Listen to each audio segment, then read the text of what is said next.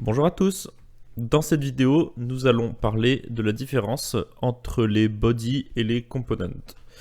Pour ceux qui ont regardé la vidéo précédente, nous avons utilisé des components pour réaliser l'assemblage de notre support de porte-clés, mais je n'ai pas vraiment pris le temps d'expliquer la différence entre body et component, ni les raisons pour lesquelles vous pourriez l'utiliser. Donc, nous allons avoir aujourd'hui une vidéo un petit peu plus théorique pour expliquer tout ça. Et à la fin de la vidéo, comme promis, il y aura également la réponse au quiz qui a été posé dans la semaine dans une vidéo.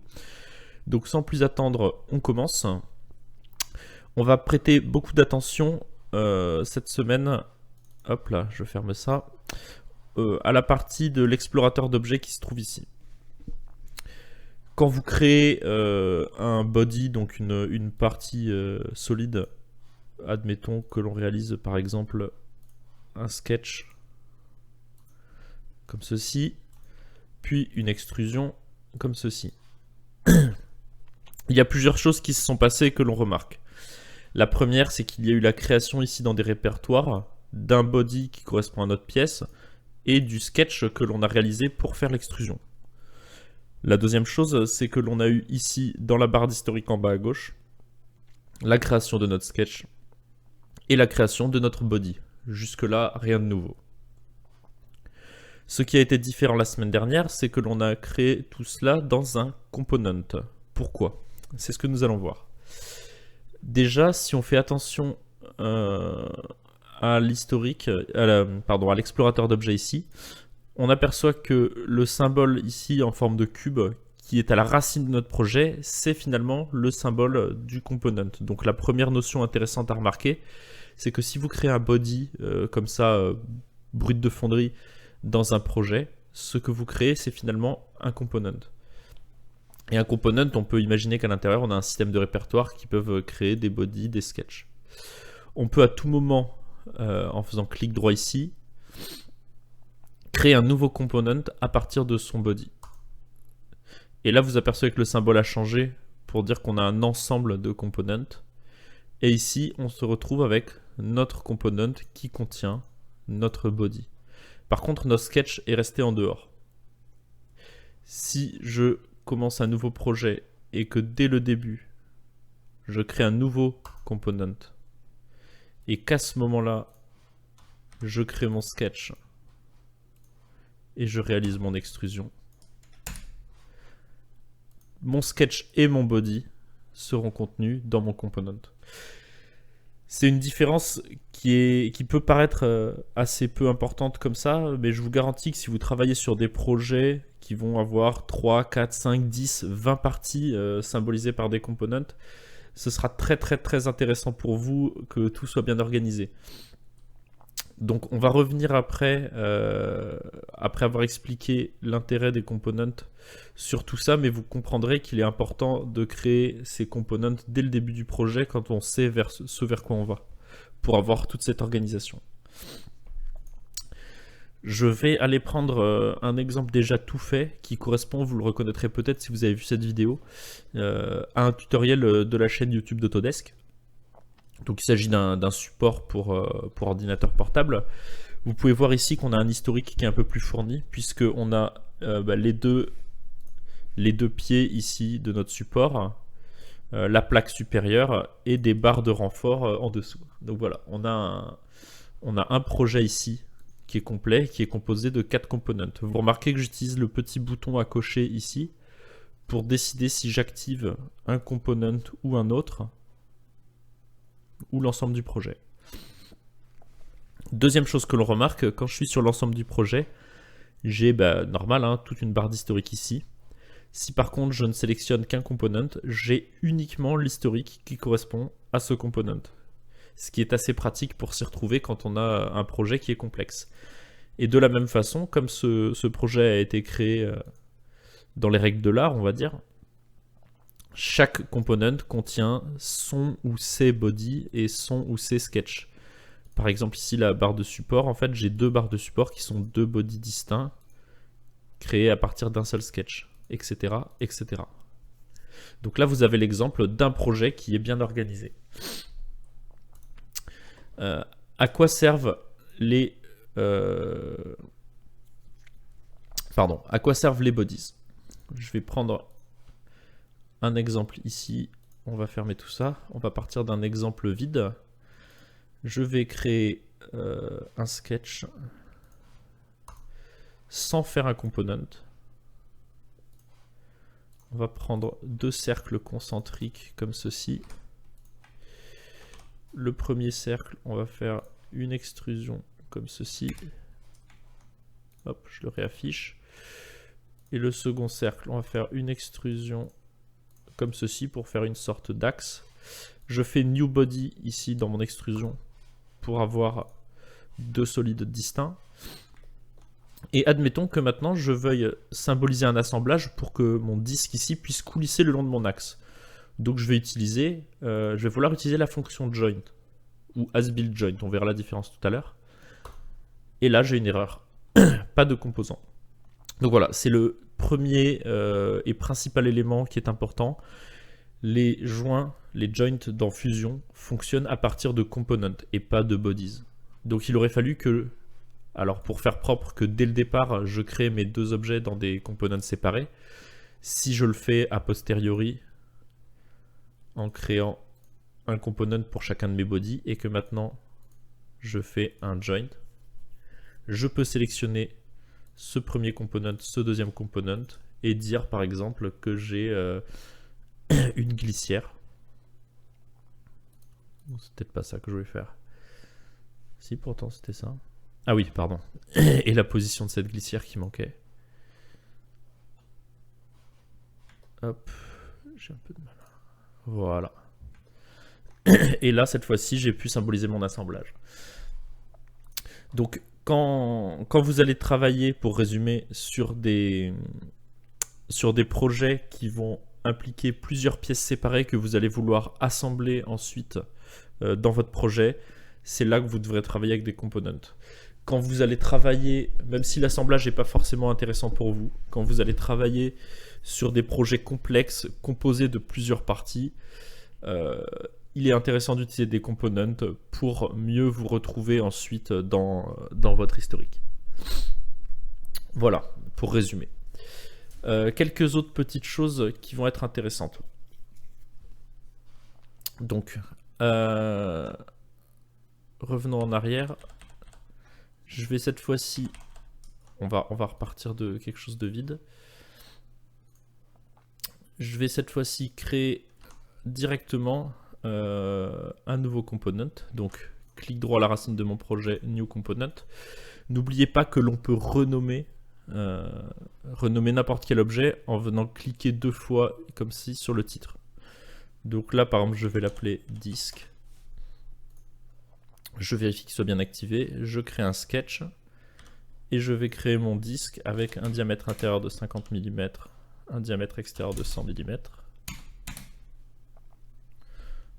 et une épaisseur de 10 mm, comme ceci.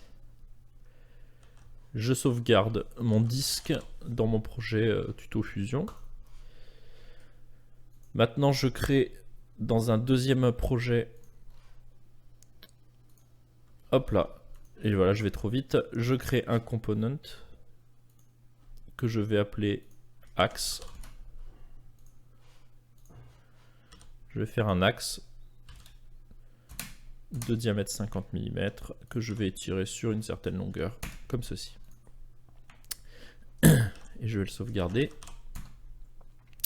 Vous pouvez, dans vos projets, importer des parties qui viennent d'autres projets. Admettons ici que j'importe mon disque, donc je vais faire un clic droit ici et Insert to Current Design.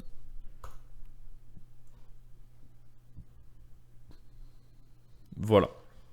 Mon disque a été rajouté. Alors, il a été rajouté dans Axe.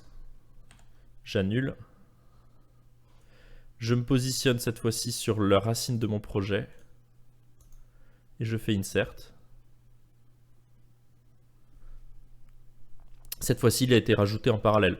Donc vous voyez déjà, première chose intéressante, l'insertion va se faire dans le component actuellement sélectionné. Donc si vous insérez une part comme ça qui n'est pas votre axe, mais qui est une partie supplémentaire, il est intéressant de se mettre à la racine comme ça de votre composant principal.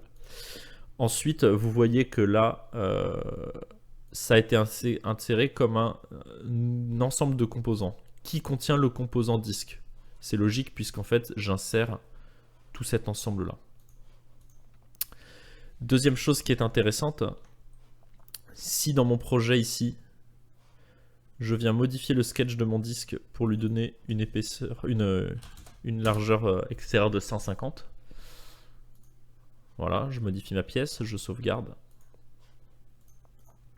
Ici, j'ai un avertissement au niveau de mon disque qui me dit que voilà, je suis sur une ancienne version de mon composant. Je peux cliquer ici pour faire la mise à jour qui est en train de se faire. Voilà. Et vous voyez que je récupère automatiquement la nouvelle version de mon disque. C'est ce qui est symbolisé ici par la petite chaîne, le petit maillon de chaîne, qui veut dire que ce composant est lié à une pièce d'un autre design. On va retrouver cette notation. Vous avez peut-être remarqué ici qu'au niveau des composants, on a un petit 2.1. Je vais revenir à l'exemple du support d'ordinateur portable. Si on regarde plus attentivement mes pièces, j'ai les pièces leg, donc pour les... J'allais dire les jambes, c'est la traduction, pour les pieds. J'ai un leg 2.1 et un leg 2.2, alors que les autres pièces, top et support, sont en 2.1. Ce que veut dire ce 2.1, 2.2, c'est qu'en fait ici, on a le même composant dupliqué. Ce qui est intéressant, c'est que si je viens faire une modification, par exemple, je viens faire une extrusion ici, toutes les instances de mon composant pied vont être modifiées de la même façon. C'est une copie qui reste conforme et qui évolue en permanence avec l'original, un peu comme quand on importait le composant tout à l'heure. Comment est-ce que ça a été fait ? Quand vous prenez ici un composant, admettons, je vais l'activer, hop, je fais un clic droit copie. Ensuite, je vais me mettre dans mon projet et je vais faire un clic droit. Et là, j'ai deux options. J'ai paste pour copier et paste new pour coller un nouveau. Si je fais paste simple, vous voyez que là, j'ai un axe 2.2. Je vais le déplacer ici pour qu'on voit bien. Je refais copie. Si cette fois-ci, je fais paste new, vous voyez que j'ai un axe entre parenthèses 1, 2.1. Donc le axe entre parenthèses 1 veut dire que c'est un nouveau nom. Je vais l'appeler axe V2. Ici, je l'appelle axe V1. Vous voyez d'ailleurs que le nom suit toujours. C'est normal, c'est le même composant. Si je viens dans mon axe V1, le rallonger un petit peu. Alors, hop, ça on s'en fiche. Vous voyez que celui-ci est mis à jour, mais pas celui-là. Donc ce que j'ai fait ici, j'ai fait un nouveau composant distinct en partant de mon premier axe, alors qu'ici, j'ai vraiment fait une copie conforme de mon composant. Donc ce qu'on appelle un peu plus, on pourrait appeler ça une instance en fait. On a vraiment deux objets qui sont liés. Donc voilà, je pense qu'on a fait le tour de tout ce qui est très théorique, mais concernant les bodies et les components. Donc voilà, ce qui est à retenir, c'est que si vous travaillez sur des pièces simples, en gros en un seul morceau, vous pouvez uniquement vous contenter de faire un body, c'est pas très important. Si ce body, vous l'insérez plus tard dans un autre projet, ça deviendra un component qui contient ce body. Et ensuite, si vous travaillez sur des projets qui contiennent plusieurs pièces, comme celui-ci ou comme celui-ci, vous pouvez utiliser à ce moment-là des components, les renommer, organiser tout ça plus proprement. Et si vous faites des copies de components, vous avez deux choix, qui sont soit d'en faire une copie conforme, une instance, soit de copier mais de créer un nouveau component qui agira indépendamment. Voilà, merci pour votre attention. Et sans plus attendre, on va enchaîner en vous donnant la réponse du quiz de la semaine dernière. Donc, petit rappel, l'objet du quiz, c'était d'obtenir cette forme en ayant un seul sketch qui était un cercle simple et uniquement deux extrusions. Comment ça a été fait ? Alors, je vais vous donner une solution. Finalement, il y en a deux, puisqu'on peut faire les opérations dans deux sens, mais vous le comprendrez assez vite. Si je regarde ma première extrusion, j'ai fait une extrusion dans deux sens. Le premier sens, j'ai fait une extrusion de 50 mm dans ce sens-là en utilisant un taper angle qui me permet d'avoir cette forme conique ici. Vous voyez, si je change la valeur, vous voyez mon objet évoluer. De 50 mm. L'extrusion dans le deuxième sens, je l'ai fait avec une valeur négative pour qu'elle parte dans le même sens que la première. Et je l'ai fait sans taper angle. Ce que ça permet d'avoir, si je reviens au niveau de l'historique, ma deuxième extrusion va venir immédiatement creuser la première. Donc c'est comme si je faisais deux extrusions différentes en une seule étape finalement. Et c'était ça l'astuce du quiz. Et ensuite, à partir de ce même sketch, je viens refaire une troisième extrusion. Et cette fois-ci, je vais la faire avec un taper angle plus large pour que je vienne découper et avoir cette forme aplatie. Je le fais sur une distance assez courte. Et c'est ce qui va me permettre d'avoir mon rebord aplati. Voilà pour ce petit quiz, j'espère que ça vous a plu et que ça vous a fait réfléchir sur toutes les options d'extrusion. Et je vous dis à bientôt dans une prochaine vidéo.